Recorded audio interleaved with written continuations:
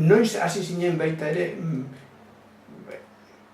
kontzientzia soziala lantzen? Nik uste dut hor, gero, hortik, Boy Scoutora ez dakiz zerbait pasatu ninen, eta hor Boy Scouten geundela Maite Agirre atxilotu zuten. Baina atxilotu ez dakigu zergatik, atxilotu zuten, eta ni badakin, ni, eta beste norbaitekin, joan ginen Zirarda obistoaren gana. Porque Boy Scout zan provincial eta religiosoa, eskatzen, egiteko zerbait, eta aber zergaitik atxilotu zuten, eta berarekin egon ginen, Zergaitik atxilotu zuten Maite Agirre? Ez badakizu ez? Nik ez dakit, igual, momentu horretan jakingo gendun, baina Boy Scouten, hori, esan gazte talde bat, eta egiten genuen kanpamentoak, taldeakin adibidez, ni nire taldekin adibidez egon ginen Barronkaletik ibiltzen mendira,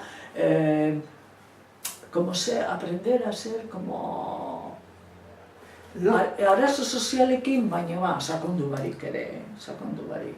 Nortzuk ibiltzen zinen Boy Scoutetan Durango sozial? Nik uste du Maite Maite, atxilotu zuten, Ana bai ibiliko zen, eta ja ez ditut... Maite Eskribano baita, baina Maite Eskribano ni baino gazteagoa da. Entonces, Maite Eskribano, como adibidez, nire talde arduraduna, eta Maite Eskribano, hor Maribi Jaio, Maite Eskribano, Miren Sarrionandia, hor nire taldekoak ziren, baina ni nintzen arduraduna nagusia nintzelako, uste dut.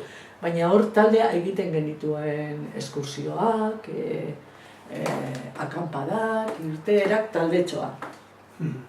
Eta ez dut gehiagi hor, oso lagunak izen ginen.